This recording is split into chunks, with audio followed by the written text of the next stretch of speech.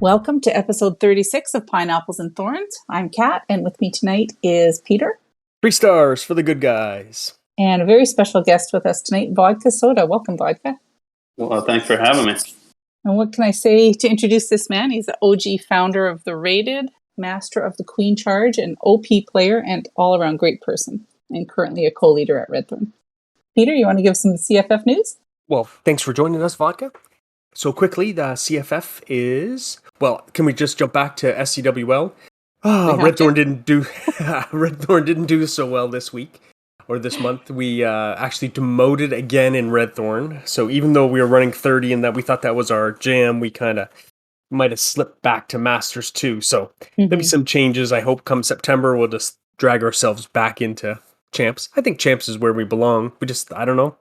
Not a lot of engagement this month. So it was you know what the problem was? No, what was the problem? Well, you let Magnus and me organize it. So. Okay. Unlucky. We might have to just try that again then, just to break your streak. No.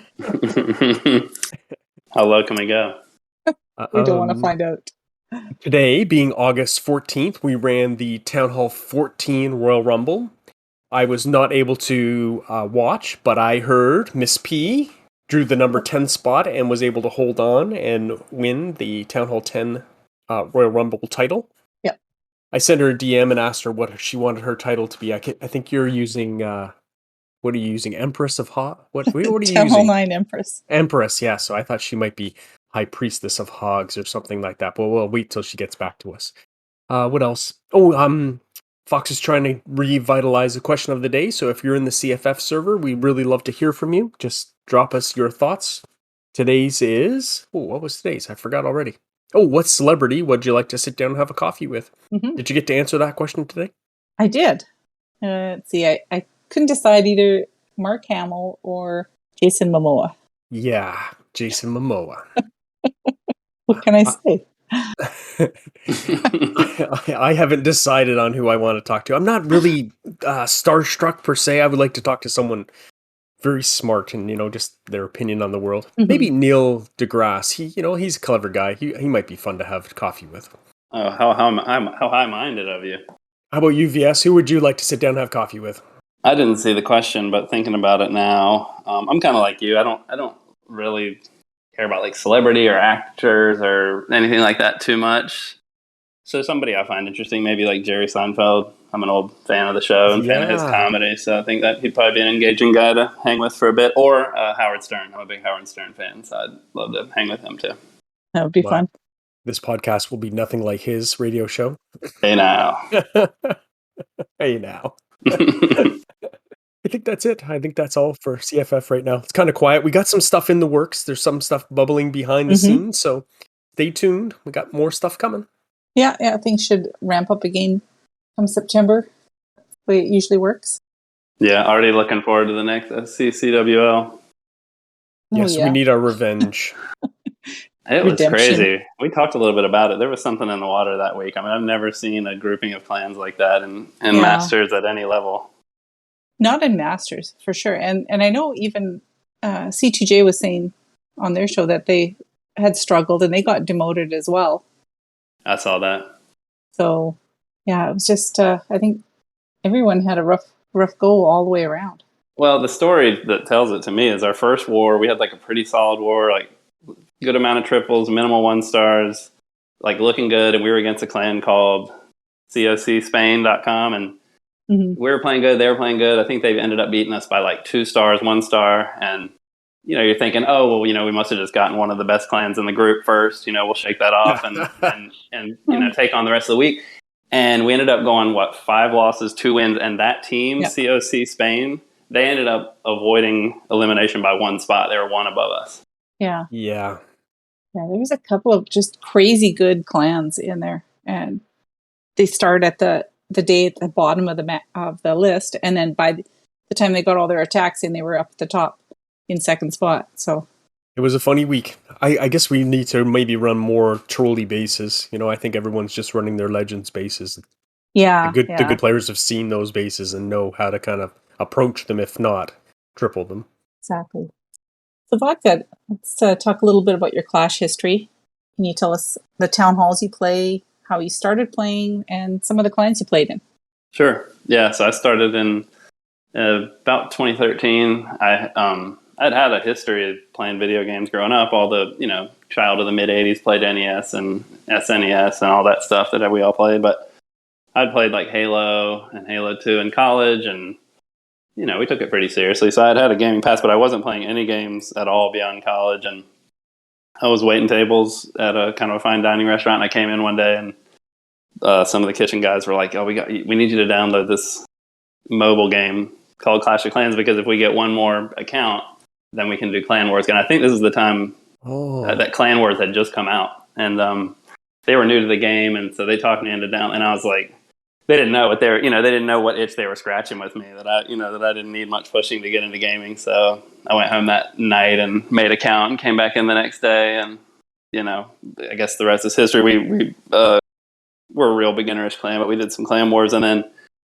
pretty quickly, within maybe a few months of playing, I found out that my really close in real life friend Nick, or as most of the listeners probably know him, Goblin Slayer, he was also playing the game, and we both realized we were playing. And I think we maybe joined like a global clan, or maybe Nick joined my little restaurant crew clan for a little bit. And Nick was a video gamer too, so I think we were both kind of like seeing that this game could be a little more serious than what that clan was doing. So we, I think he found the CFF, and he was like, "Yeah, there's this cool clan. It's all adults, and they do a podcast." And so we applied through the CFF. We got funneled into K Farmhouse 2.0. This is back in the day. We were listening to, I guess, what had to be the pretty early Clash Files family podcast with. Right. Natalia was still in it when I started listening, and Ransom Meat and Coop and Hal. And so we played in K Farmhouse 2.0 for, I don't know, quite a while, year or two. Loved it, loved everybody there. But Nick and I were getting a little more into the competitive side of the game. And there really wasn't that much of a competitive side, I guess, compared to now. But we were kind of wanting to spread our wings and get a little more competitive. So we went off and started like what we considered kind of a casual war-minded clan, I guess, kind of like what Red Thorn has going on somewhat, called the Raided. Mm-hmm. And so it was Goblin Slayer and myself, and a couple people came over from K Farmhouse 2.0, and it got a bit complicated. We didn't want to feel like we were poaching or anything, and probably most people listening to this podcast know that sometimes those dynamics are complicated. But anywho, we got a good crew. We ended up making the Raided part of the CFF as kind of one of their war-minded clans, and we grew that clan to what was a great thing with great membership, and we had a really awesome, I feel like, interplay between being competitive but not taking it too seriously. And we did that for quite a while, and that's kind of when I got to know Kat in the beginning. And then let's see, I retired from that clan in, what did we look at Kat? It was the beginning of 2016? Yeah, end of 2016, I think. Sometime in 2016.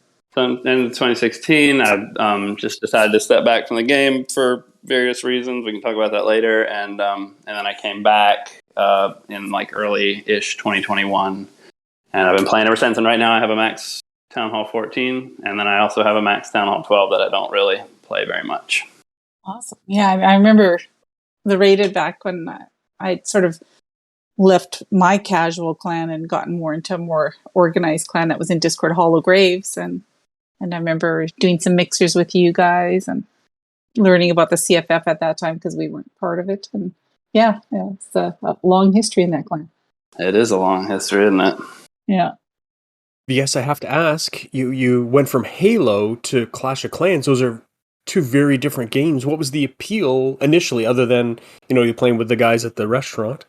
Well, it's all hand-eye coordination, I guess, in the end. But I get what you're saying, first-person shooters to, whatever we call Clash. But I did have a bit of a history of, like, some more of, like, fantasy, quote-unquote nerdy kind of games. Like, I did play Final Fantasy and some different role-playing games growing up. So the whole, wizard, giant, goblin motif was not new to me. I was a Lord of the Rings fan, and so it was not that big of a stretch. And I wouldn't have thought, honestly, Peter, when I first started playing Clash, like It wasn't, it didn't look like something that I would want to play. I just downloaded it to do a favor to somebody, but you know how it is. It kind of it gets under your skin. it creeps in. So, I wouldn't have thought, other than kind of being familiar with the motif, that it would have been my kind of game. But apparently, it is all these years later. Yep. So why did you retire, and what brought you back to the game? When I retired, I wouldn't say I really blamed Clash or Supercell. It was more, real life situation, but maybe the game had part to do with it. So Town Hall 11 was relatively new. It was cool. The Eagle was out. Grand Warden was out.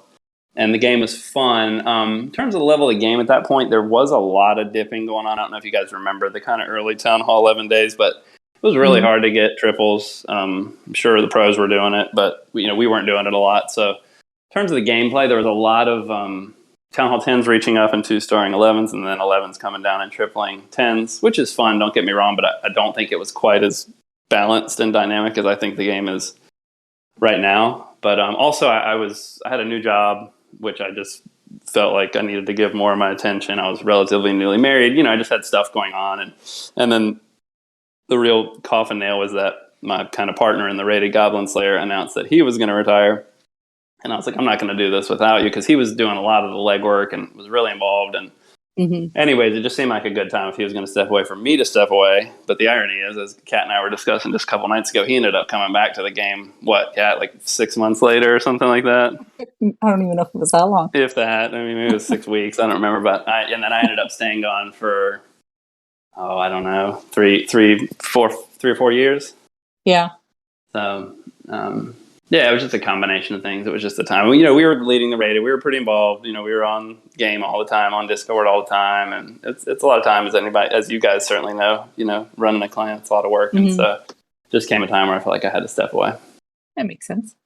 So when you retired, were you guys involved in any league play, or was that sort of like not happening at that time? I'm sure there was some kind of league play burgeoning at the time, but the whole friendly war thing, I'm not great with the timeline, but was relatively new. I remember doing some arranged wars, but we would have to do the thing with war weights. And, oh, yes. Oh, my God. And it's so funny, when I brought Discord back up, I was going through old DMs and just like kind of, just trip down memory lane. And I was finding messages between, if any of you guys remember RM84, he used to run a lot of stuff in CFF. He was one of these smart guys who would help with the bounce wars, but he was like questioning me about my war weight, and I had calculated it wrong, and it was going to ruin the whole war, and it's like just such a nightmare. So there wasn't what there is, now. Certainly, there wasn't much of like regular. I think like at CWL and stuff was just kind of starting when I was stepping away. So we did some arranged wars, but a lot, that stuff didn't really exist back then as much. So how has Clash changed, in your opinion? I think it's great. I mean, aside from the fact that Clash is an older game, is not as new and as fresh as it used to be, and I guess you could call that a bad thing. I mean, to me, almost everything else about the game is so much better than when I left.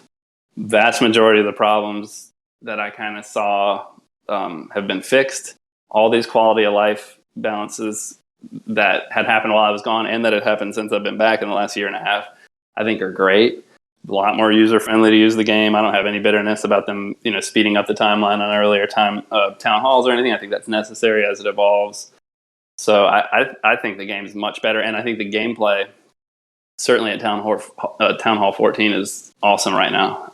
I've heard Carl say it, and I kind of agree with him. I think it's a great place where you can get a triple if your playing's good, but it doesn't have to be 100% perfect. And if you make a major mistake, at Town Hall 14, if you drop your healers where they can get hit by an air defense, or you miss your ability or something, then you're very unlikely to triple. So I think it's in a really balanced place, and I think all the quality of life stuff has made it so much easier. And then you have the friendly war stuff and the FCs, and then on top of that, externally, you have all this great tournament coverage and all these great channels. Clash with Eric and Snapdragon, which I think we're going to talk about. I mean, all this stuff to me is like coming back is super exciting and awesome to me. I think it's great.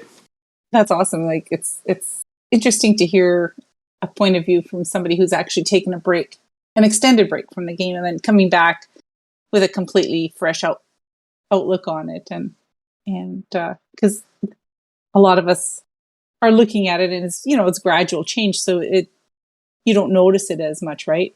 Sure. And so we're kind of all like, oh well, complain.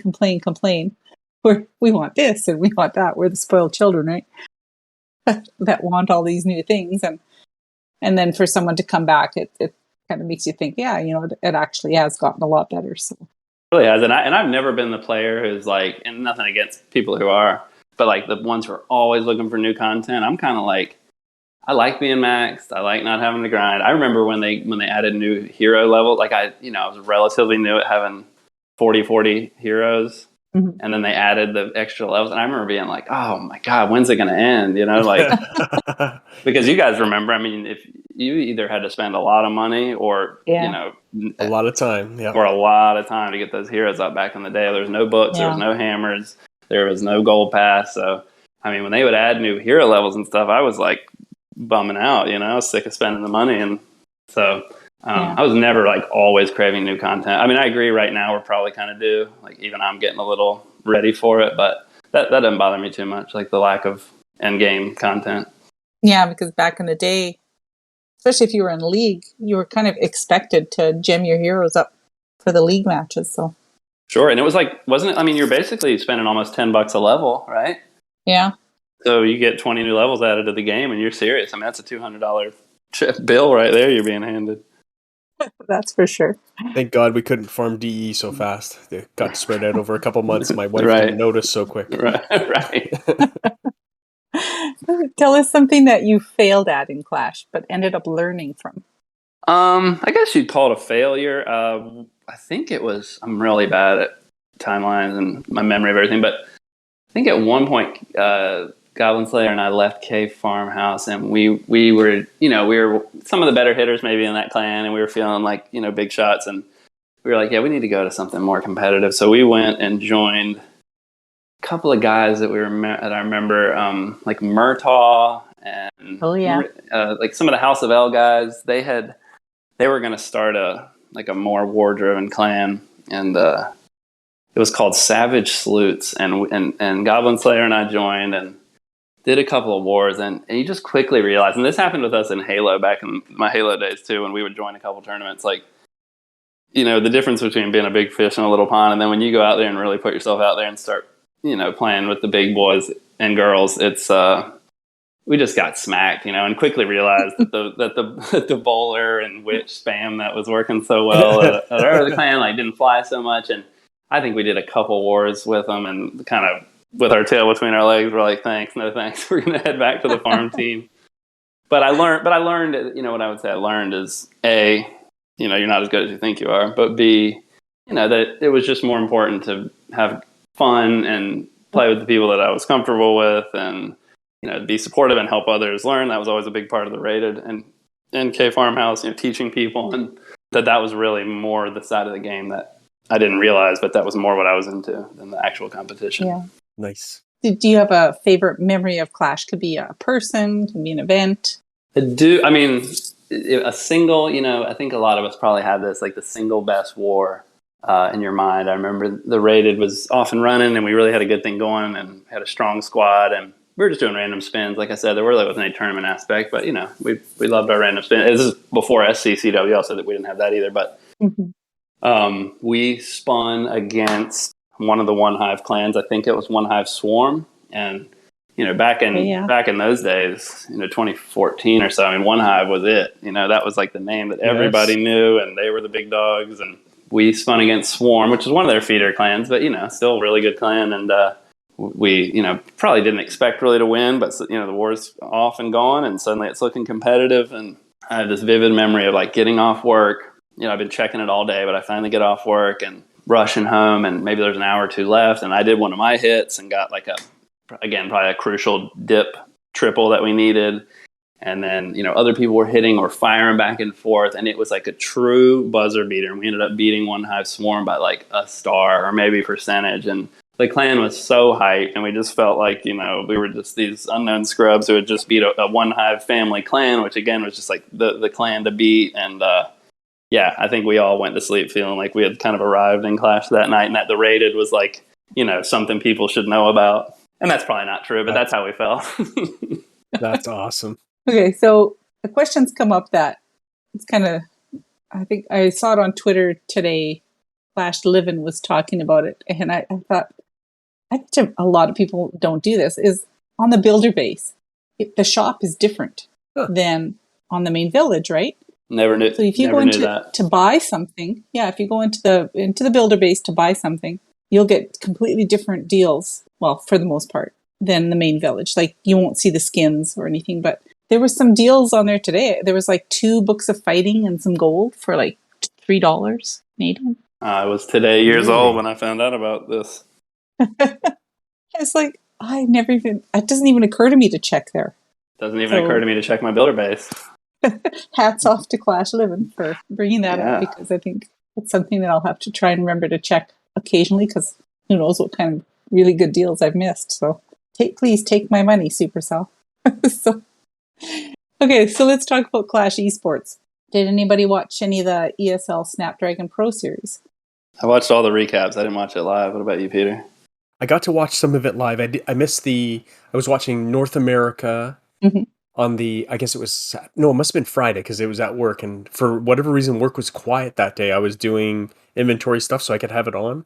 So I actually missed the final round, but I got to watch many of them. It was really exciting. I thought the commentators were great. Woody wasn't yelling around too much, so it made it easy to have it on in the background. Mm-hmm. Yeah, they really did a fantastic job, I thought. Susie Gaming did a really, really good job. And she must have been nervous because, being up in front of the camera for the first time. But yeah, I think they all worked really well together. So it was enjoyable. And War and Glory got the, on this, I think was it Friday or Saturday? Anyways, they walked away with the North American champion. So they got to try for the gold ticket. And there was a bit of controversy for the North American Championship. One of the guys from Chasmac, Nick with the question mark?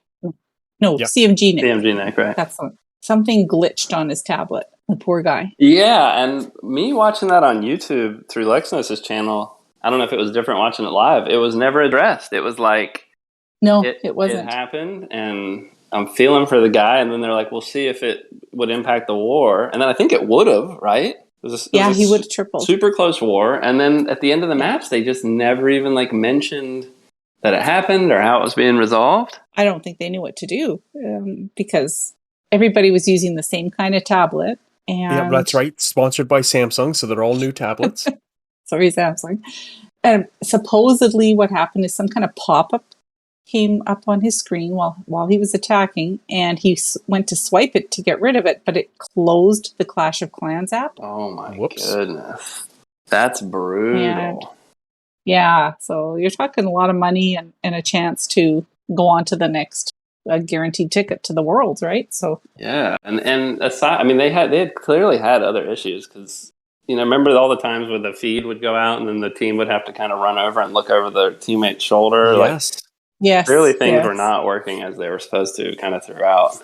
Yeah, it's unfortunate. So, but other than that, I really enjoyed, I think I watched almost all of the matches that were being broadcast, and the teams just did an amazing job. And yeah, I love all that stuff. Kind of like I was getting at earlier, I'm so impressed with it. They got these guys wearing blazers and they, they're treating it like a real sport. And then you get to watch the gameplay, which is great, but they're doing post games, and they're bringing in Kronos from another team to comment on the event that just happened, and he's giving his expert take on the momentum shifts and everything, and it's so cool. I'm just so into that side of the game, and I think it's probably a minority of the money, obviously, that Supercell makes is off that side of the game, but I'm glad to see that some priority is getting put into that because it is fun to watch for players like us. And it was great they could do a live thing, right? So the guys get to shake each other's hands, and like you said, they have that little glitch and they can run over and look over the guy's shoulder to help him spot. Yeah, that was good for me.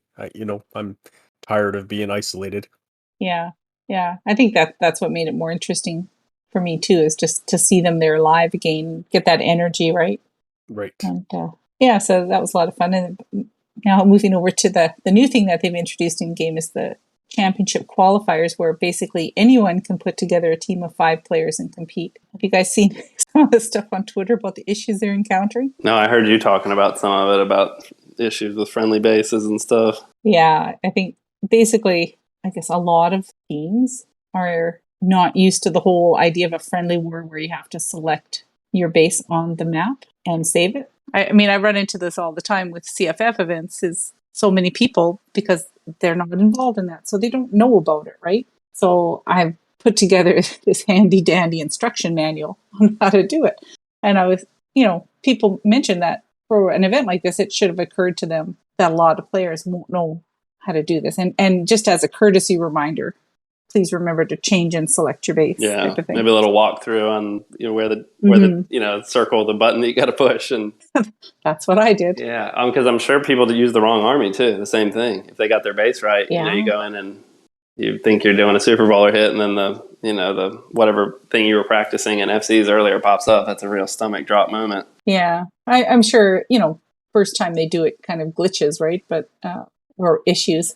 So hopefully, as they go, things will smooth out and people will know what to expect next time. We got some fun questions now. We're just going to hit you with these, Vodka, because Peter and I have answered these many times. Sure. How did you come up with your account name? It's funny. I don't think I've ever talked to anybody in this game about where my name comes from, and it's kind of a weird name. It's not very Clash related or funny or tough sounding or anything like that. It's just kind of an innocuous drink name, but so here it is. So, I talked earlier about how I got kind of roped into this game through my friends at the restaurant. Well, we used to go out, as restaurant crews do after the shift, and we'd go to our bar, our neighborhood bar, and have drinks after work frequently. And the guys I was working with that were, playing Clash and that were in the back of the house situation were kind of good old boys. I remember they'd always drink Jaeger or whiskey or beer. That was like the three things. That was it. That was all they drank ever. And they liked me. I got along with them, but I was way different than them, And so when I would come into the bar, I would frequently start my night with a vodka soda, which I assume that's popular in Canada too. It's just vodka and sparkling water and lime. And I liked it, and I would order it. And these guys saw me order vodka soda, and they laughed at me. Like, they acted like I was drinking the most frou-frou, like girly drink, like it was like an Appletini or a Cosmopolitan or something. They're like, vodka soda? Like, they couldn't get enough of this. So they started calling me vodka soda. It was like my nickname. So when they got me to download Clash, to be funny, not thinking I'd be playing this game, a decade later, I just picked the name vodka soda to kind of be self-deprecating and get a chuckle out of them. And here I am all these years later. And, if I had it to do, I have a couple of cooler nicknames that I've used over the years that I probably would have used in Clash, but vodka soda's it. That's how people know me. So it's keeping the name. That's a good story. Yeah. Okay, I love that. And you could always start new accounts, to use up those other good nicknames. Yeah, but I'm not going to do that because Kat heard me complaining recently. I hate when people have all these different mini names and you're expected to remember who everybody is. I'm not going to do that to you guys. My mini is VS 2.0 if you don't know, so I keep it easy for you guys. That is a good thing to do. Yes. Super easy. So what are your favorite town halls to play? 14's awesome. I'm an in-game guy. I have my 12. Like I said, I think 12's really good, but not good enough for me to go want to play it. I just don't, invest time in it. But 14's great. 12 seems really fun. Everybody loves Town Hall 9, and everybody has like this affinity for Town Hall 9 and this nostalgia for Town Hall 9. I kind of rushed through a lot of my Clash, and by the time I found the CFF and like found more competitive play, I was a Town Hall 10. So everybody was like, Town Hall 9's the best, Hogs, blah, blah, blah. But I had breezed past it, so I really never played competitive Town Hall 9, so I don't have that nostalgia at all. And when I played 10, it was so hard, back in the heals cancel, or Infernos cancel heals, and nobody triples except for modders. And so yes. 10, I liked it, but it was so hard. And 11 was cool. Like I said, when I left, 11 was a bit imbalanced, I thought, but it was fun. But honestly, my favorite's 14. I just think it's so balanced and cool. I think the aesthetic's cool. And as other people on the podcast have said, but there's different attacks. There's air attacks, there's ground attacks, dragons work, hybrid, Lalo, super bowlers. I just think it's great. The variety you see that works. Yeah, that's true. What's your favorite army comp and why? Lalo. You guys probably know playing with me. It's Lalo. It always has been any kind of Lalo. I like Queen Charge Lalo, but Blizzard Lalo, it's awesome. Sui Lalo, I love to watch the pros do those. It's just kind of the most fun to watch and the ultimate challenge in the game of Clash, if you ask me. And were you doing Lalo right all the way through Town Hall 10? No, Lalo is relatively new to me in terms of being able to succeed at it. On my Mini, I was getting okay. On my 12, I was getting okay at Lalo there. And then on my main and 14, I'd tried and failed Lalo like a bunch of times. Like I would be like, I'm going to learn it. I'm going to watch the videos. I'm really going to grind it out. I would do that. And then like a month later, I'd be like, I'm giving up. It's too hard. You know, I don't get it. I can't do the headhunter drop and blah, blah, blah.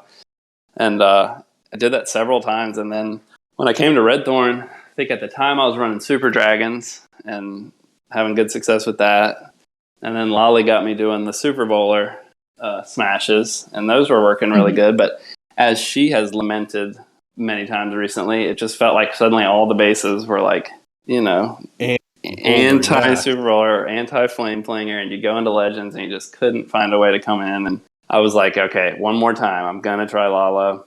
I'm going to, again, face the ultimate challenge in Clash. And I, watch some videos on how to do it. And, one thing I will say that is like so great about the game right now is you can watch, the big veils or the walkthrough videos where they show you, here's how you do an attack. And that's great. And I love those guys. And I've watched plenty of those.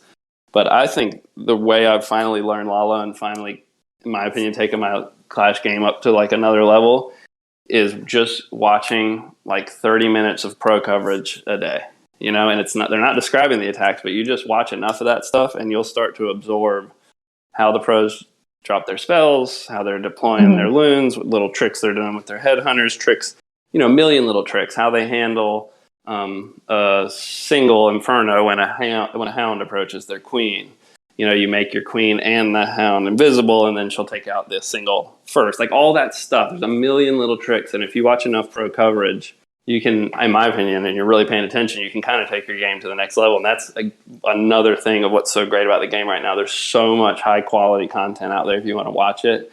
If you want to take your game to the next level, you can watch these guys, and eventually it'll start to sponge into. And it's not one or two videos. It's weeks of watching it over and over again. And so I was watching a ton of Clash with Eric. I was watching a lot of pro replays along with some walkthrough videos on Lalo, and it finally clicked, and I finally felt like I could do it.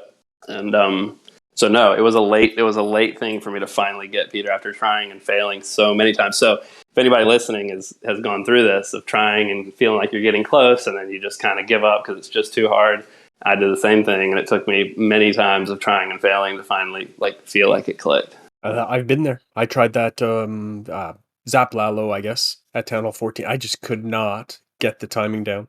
Ink and I were going to just run it for a month, and I said, I cannot. I'm hating Clash of Clans right now. I had to give it up. I get it. It takes months. It's not a month. It's months. It really is. I mean, I would run Lalo for a whole month in Legends, and at the end of the month, my last day, I'd be like, I didn't get a single triple. That was terrible. I'd feel like I was worse on the last day than the first day. So it takes so long, and I still don't claim to be any kind of expert at it, but I feel like now I'm proficient at it. And so, what do you use in Legends? Are you Sui Lalo? I do Queen Charge Lalo.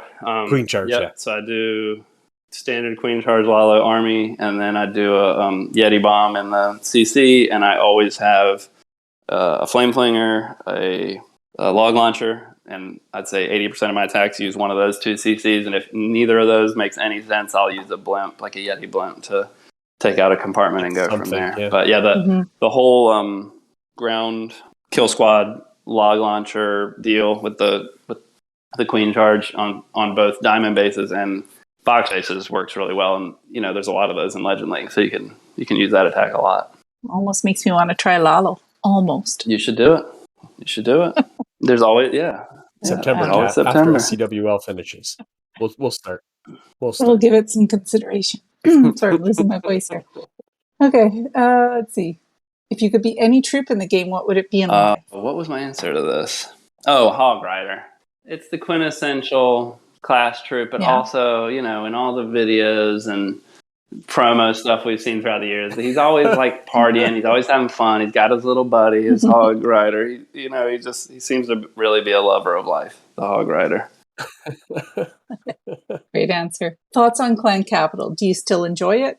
And why or why not? I haven't really been fair to Clan Capital, probably, I would say. I don't love it. I'm not angry at it. I wasn't super impressed with it, and I think, I don't know. I haven't, honestly, in defense of Clan Capital, I haven't done a lot of research on different attack strategies and stuff. I kind of do the whole sneaky archer, get my attacks in, get my medals thing. It's entertaining. I don't hate doing the attacks.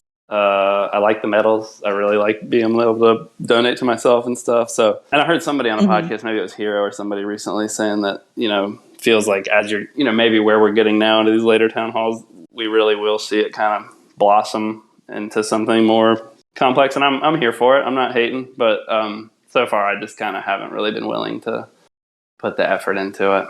Yeah, I think if they give us the ability to copy some bases with links, then you might see people getting a little bit more creative. I spent about 2 hours last week redoing a base on the Clan Capital that I'd found on some YouTube channel. And so I took a screenshot of the base and I had to copy it piece by piece, like old school way, right? And it took forever because there's so many different buildings and trees and everything on the base that you have to. Shame on Supercell for not adding that feature yet. I mean, everybody, it's so obvious, doing that whole thing where you're copying from one map to another, like, we all hated doing that back in the day with the original base. Supercell knows that. Yeah. And I still hate it. So a big thank you to you and Lolly and anybody else who works on those bases, because I've spent about 0.0 seconds on any of that. So that's, shout out to you. I guess that leads into my next question. If you could ask Supercell to do one thing to the game right now, it's a no-brainer to me. But it would make the game so much more fun for serious players. And I guess we'll attribute Carl to it. I mean, he talked about it, but it seems like a no-brainer. But it's being able to use any super troop during your war attacks, basically making your war attacks kind of like your friendly war attacks. It would just be so much more dynamic. The whole buy a troop for 3 days and you're locked in for, I mean, it's been talked about ad nauseum on all these podcasts, but it's so archaic and nobody likes it. And I don't know of another game that really follows that recipe, so to speak. And it would be so cool if you could look at a war map and say, oh, I'm going to super bowler that, or Lalo this, or, super drag that, or like people talk about, like add a ice hound into the mix, or, niche troops like that don't see a lot of play. It's the time. They got to do it. It's crazy. Yeah, I think you're right. It would definitely lead to a bit more creativity with people with their war attacks, because, if I unlock super bowlers and wall breakers, because I have to have my super wall breakers, I'm stuck with them, like you say, for 3 days. So I might run across a base in war that says, wow, this would be a great base to do super drags on, or super Valkyries even, or like you say, throw in an ice hound. But you can't, because you're married to these 2 troops that you've unlocked. It's so outdated, and of all the things that were kind of outdated that they fixed, that to me is the one that's glaring. That is like, it would be so night and day for them to turn that switch on. Maybe they'll listen. Keep hoping. Do you have a most hated defense in the game? Or this was the easiest question for me. The most hated defense for me is the tornado trap, 100%. Because I do a lot of Queen Charge Lala, but one of my other favorite attacks, if you play with me, you might know, is a Blizzard Lala. And I mean, that tornado trap, you can't see it, and it will end your attack. If you drop your blimp in the wrong spot, it will end it before it begins. It's the most frustrating thing when you drop that blimp and watch it start to spin around. It's just heart-wrenching. Heart-wrenching, I agree. And I got a favorite defense too. I just because you have both single target Inferno. To me, it's a cool defense. It creates such a cool dynamic, in your head. It's so powerful. It's so powerful in some ways. It's so vulnerable in other ways. And watching a skilled player drop that freeze and it hits just the second that it's going to full beam. It's just such a cool, smart defense that was added into the game. It's so cool and interesting to watch how people adapt with it. And do you like that we were able to heal through it still?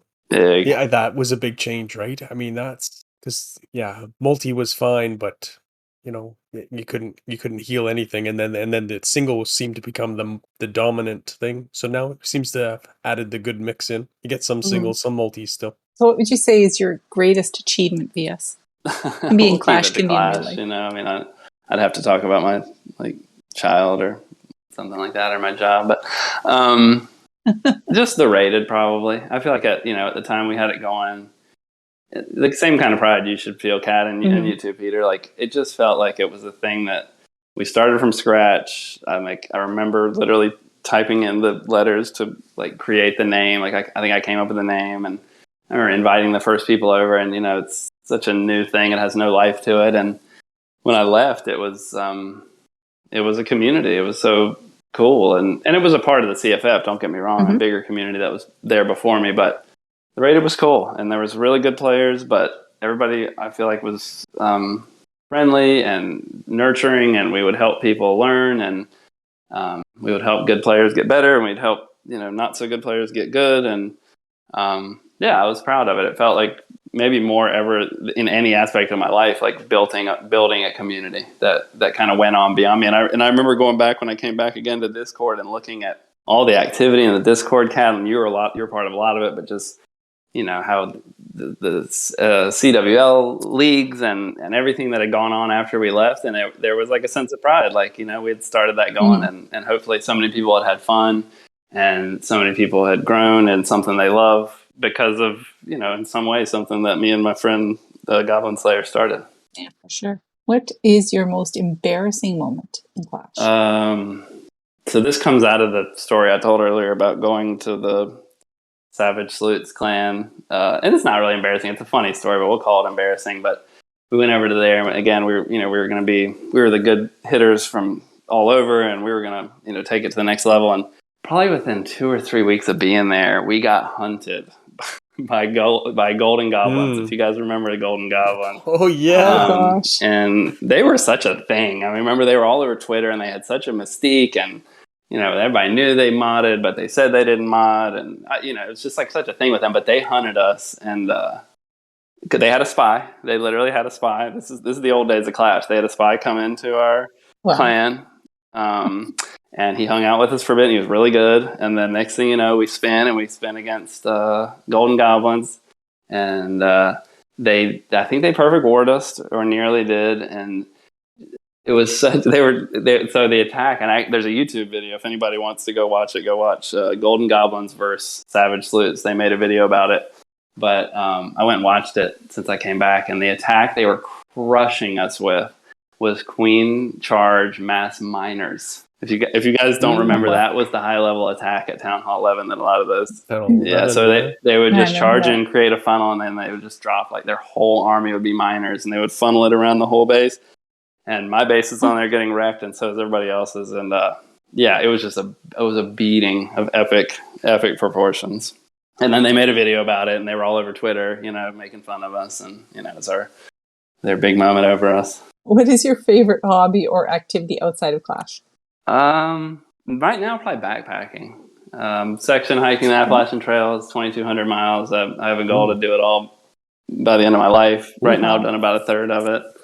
I live in North Carolina, so it runs kind of near my state and then up north. So, I've done about 700 and something miles of it so far. I'm going to go do 100 miles of it in a couple of weeks, and hopefully before I die, I'll do the whole 2,200 miles. But it's a long trail, but hopefully it's a long life too. So exactly. So let's talk a little bit about CFF events. Is there anything you'd like to see done for events in the CFF, and have you participated in any recently? I've done a few. I missed a couple of the recent ones. I don't have a Town Hall 10, so I couldn't do the Royal Rumble. I was out of town during the Beat the Heat, so I missed that one. I love all the CFF events. I mostly like the Town Hall 14 driven ones, whenever people have done things like with the Legend push, kind of like what we're doing this month, where you get a bunch of 14s and do a big war. That's always fun. But I'm appreciative of anybody in CFF who puts together these events, because I haven't put together an event in a long time, and it's always fun. It's such a fun thing we have with our groups of clans, and you bump into people you quote unquote haven't seen for so long, and talk junk and hype each other up, and I just think it's so cool, and I'm so appreciative whenever somebody puts together an event where people get excited and people get together, and it feels like seeing old friends. It's so much fun. I think they just kind of add another layer to the whole game experience because, you can be in your clan and doing random spins and friendly challenges and that. But then it gives you an opportunity, like you say, to sort of mix with some of your, not just your family clan members, but like friends outside of the CFF as well, because we get a lot of people from our friends over at C2J and other clans coming over to do these events too. And it just, I think it just kind of builds a really nice sense of community. Yeah, it's great. I love them. Yeah. So it is the 10th anniversary of Clash of Clans. Let's talk a little bit about Clash-iversary. Can you start us off? Can you start us off and tell us you entered just about every Twitter contest I imagine? There you go, right? Kat. Okay. But I saw that you won something. Can you tell us what you won? I won a custom base from Nice. Woo! So I'm waiting for that. They're building it, and I should have it by Friday this week. They told me so. And did you go for what's the word I'm looking for? Like a vanity plate, a vanity base? No, You're going for a hardcore base, okay. I wanted a war base that'll defend. So, we'll see you what might go for a kitty cat or something with a whip, maybe. With a whip? Oh dear. Nope. So yes, I did win. Magnus had won some prizes as well. I'm not sure. Great.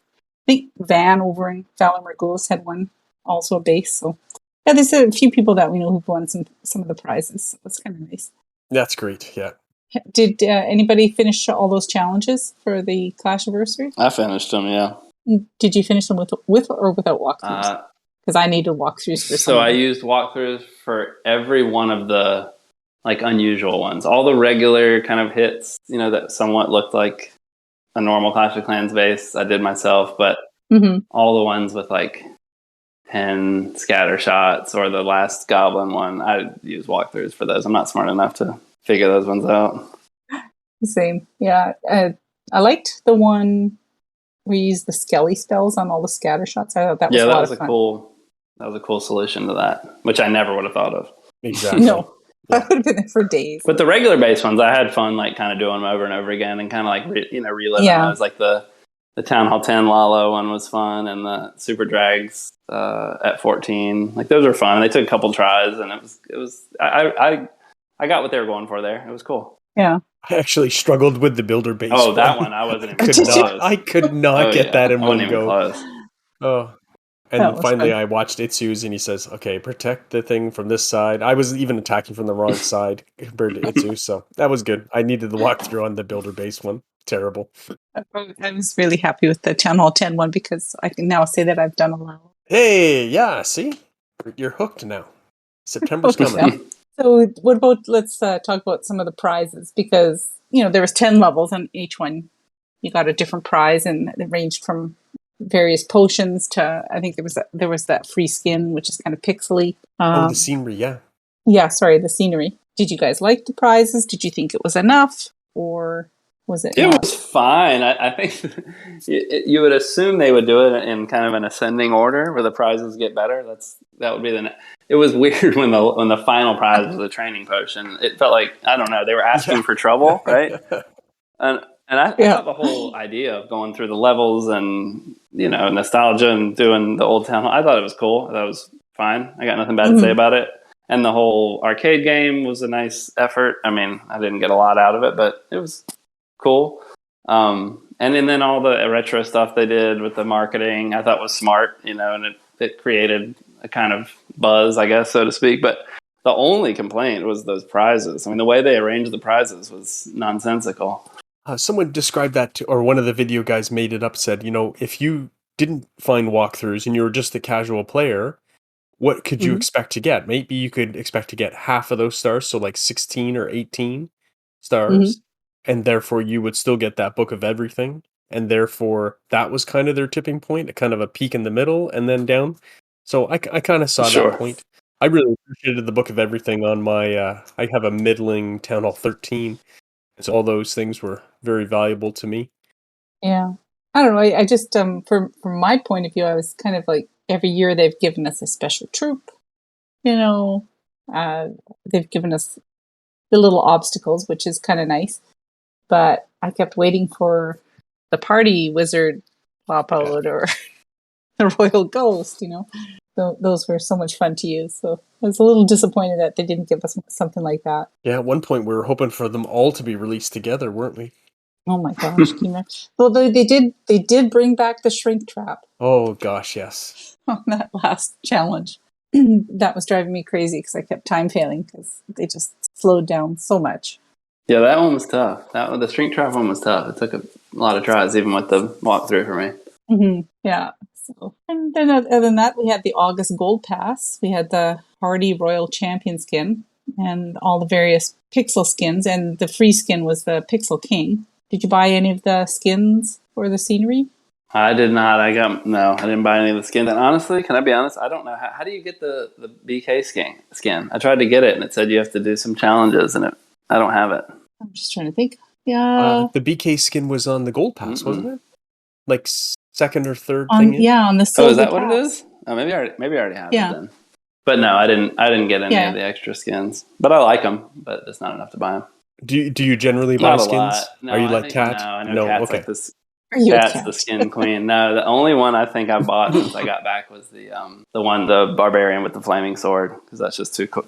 That's that's just cool. worth it. Yeah, for sure.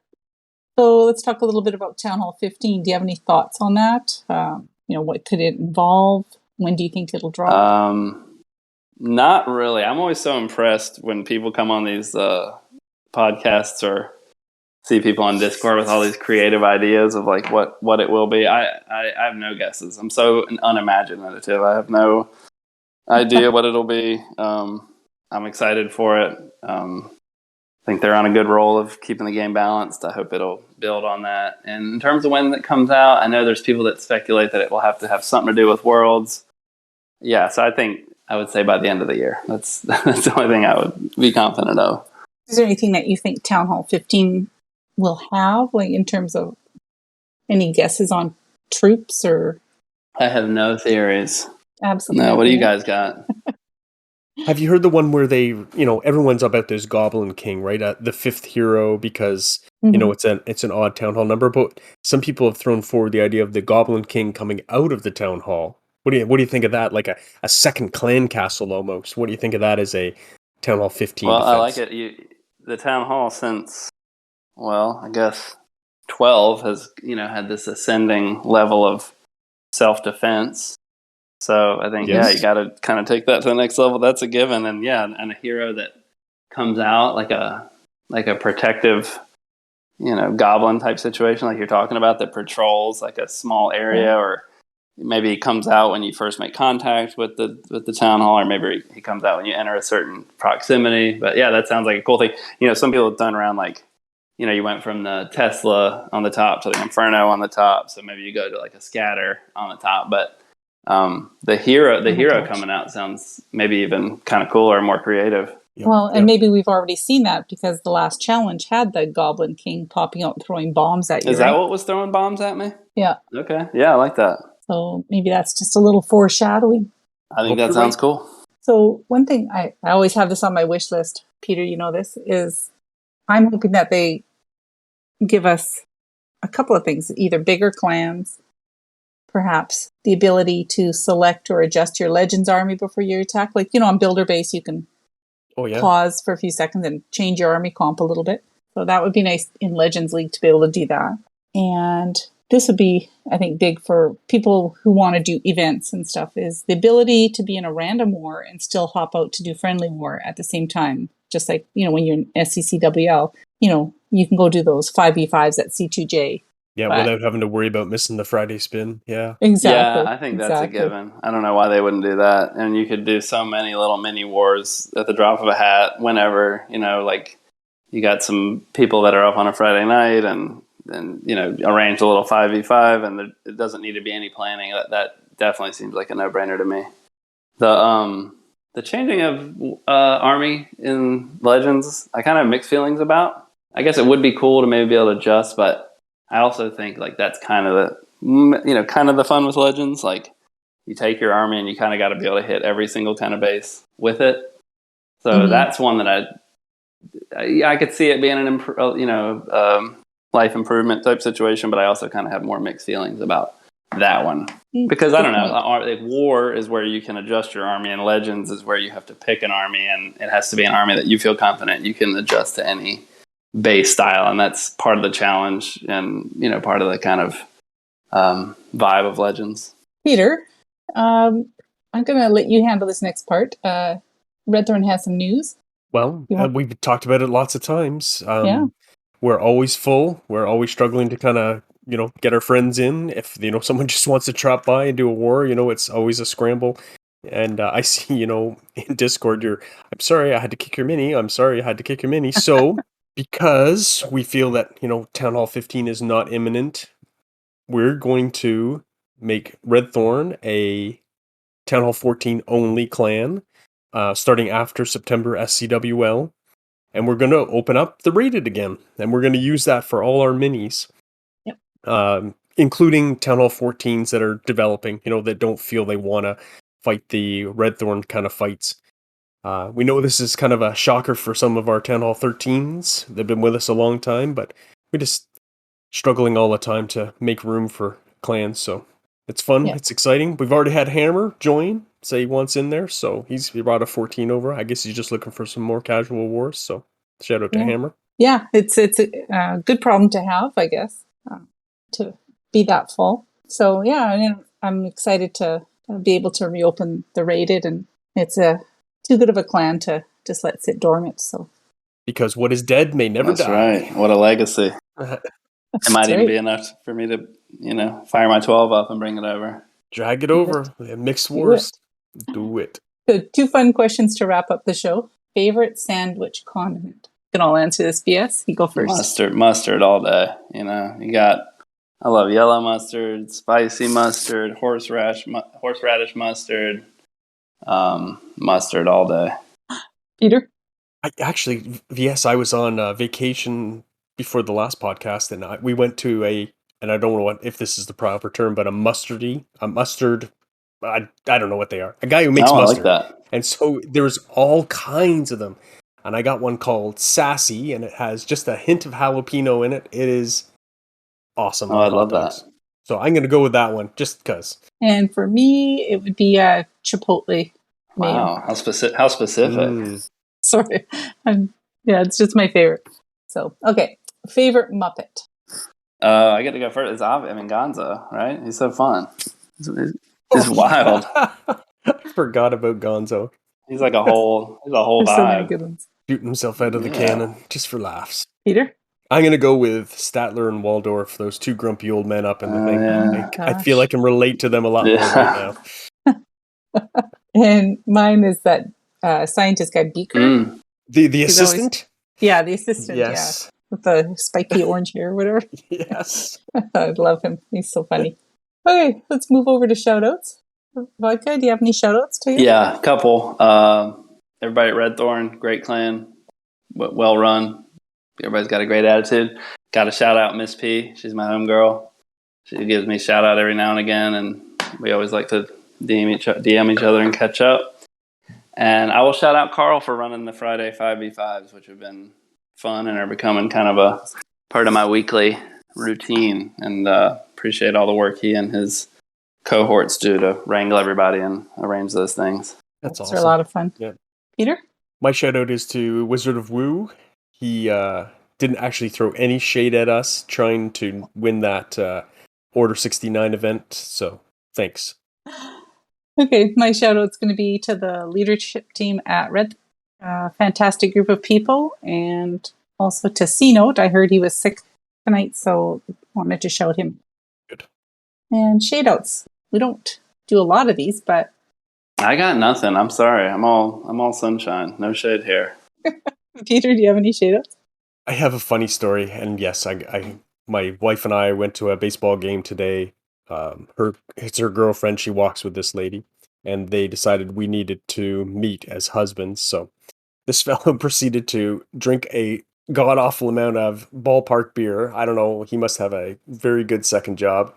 And then we went out to dinner after, and we sat on the patio, and he managed to get up and he's standing at the rail, screaming at this guy in a Lamborghini SUV. I don't even know what it's called, telling the guy to light it up, light it up. Oh my And there's gosh. these little kids around us, and I'm like, dude, you have lost your mind. So shade out to him.